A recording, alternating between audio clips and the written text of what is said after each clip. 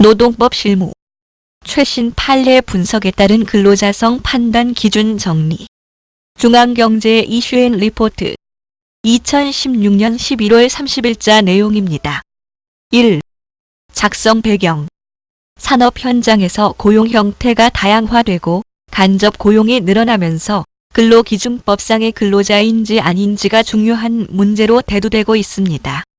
중앙경제에서 11월 정기 노사클럽 세미나의 주제로 2016년 주목해야 할 이슈 판례 총정리 세미나를 HR 인사노무 컨설팅의 여상철 대표 공인노무사와 진행하면서 이 문제에 관하여 올해 판결이 내려진 몇 가지 판례들을 중심으로 근로자성 판단에 관한 종합 분석을 내놓았습니다.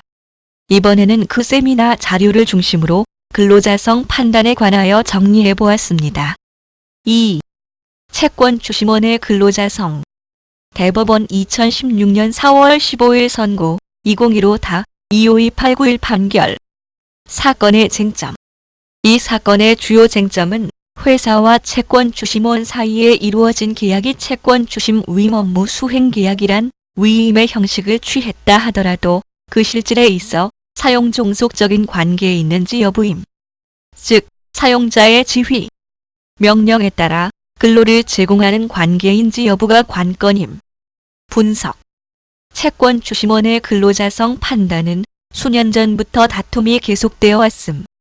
대상 판결은 개별 사건에서 근로자에 해당하는지 여부는 소속된 채권추심 회사의 지점, 지사 등 개별 근무지에서의 업무 형태 등 구체적인 사실관계 및 증명의 정도에 따라 달라질 수밖에 없음을 설시하고 근로기준법상의 근로자에 해당하는지 여부의 중요한 기준인 종속적인 관계에 있는지에 대해 중요한 선례로 정착된 2006년의 판결을 인용하여 경제적, 사회적 여러 요건을 종합하여 판단해야 한다고 하고 있음.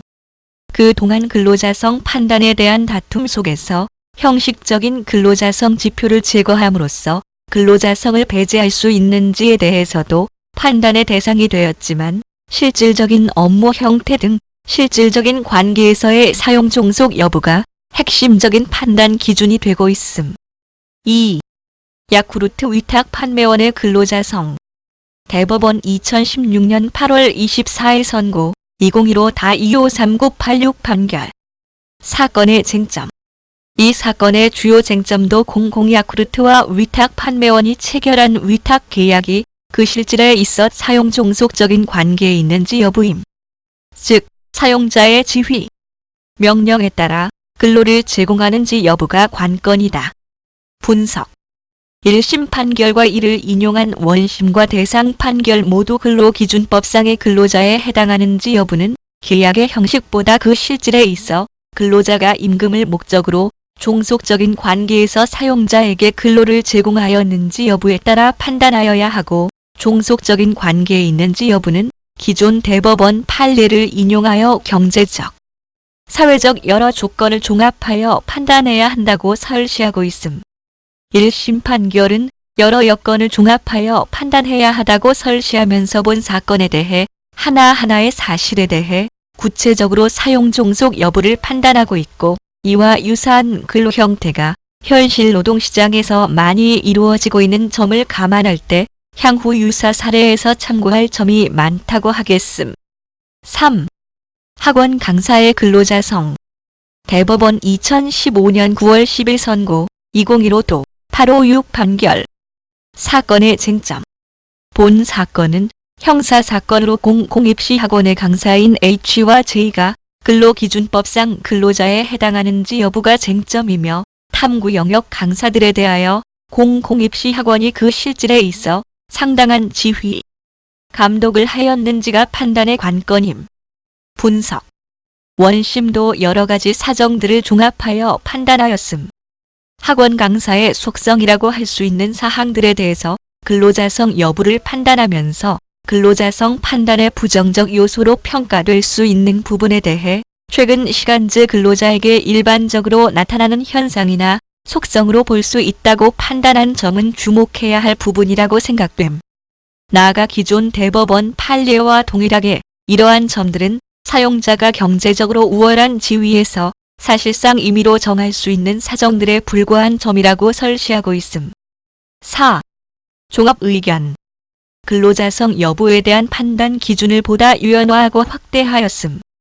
대법원 판례는 근로기준법상의 근로자에 해당하는지 여부는 계약의 형식이 고용계약인지 도급계약인지보다 그 실질에 있어 근로자가 사업 또는 사업장의 임금을 목적으로 종속적인 관계에서 사용자에게 근로를 제공하였는지 여부에 따라 판단하여야 하고, 종속적인 관계가 있는지 여부는 1.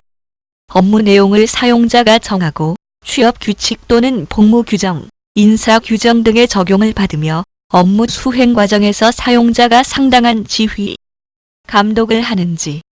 2.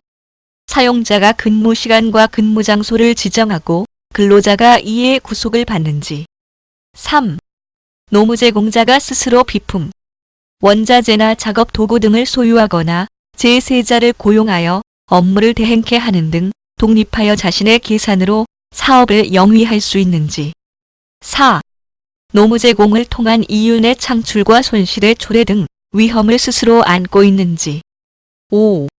보수의 성격이 근로 자체의 대상적 성격인지 기본급이나 고정급이 정해졌는지 및 근로소득세의 원천 징수 여부 등 보수에 관한 사항, 근로제공 관계의 계속 성과 사용자에 대한 전속성의 유무와 그 정도, 사회보장제도에 관한 법령에서 근로자로서 지위를 인정받는지 등 경제적, 사회적 여러 조건을 종합하여 판단하여야 한다. 나아가 대법원은 2006년 판례를 통하여 근로자성 여부에 대한 판단 기준을 보다 유연화하고 확대하였다. 즉, 경제적, 사회적 여러 요건을 종합하여 판단하여야 하며 기본급이나 고정급이 정해졌는지, 근로소득세를 원천 징수하였는지, 사회보장제도에 관하여 근로자로 인정받는지 등의 사정은 사용자가 경제적으로 우월한 지위를 이용하여 임의로 정할 여지가 크기 때문에 그러한 점들이 인정되지 않는다는 것만으로 근로자성을 쉽게 부정해서는 안 된다고 하였다. 도움이 되셨길 바랍니다. 들어주셔서 고맙습니다.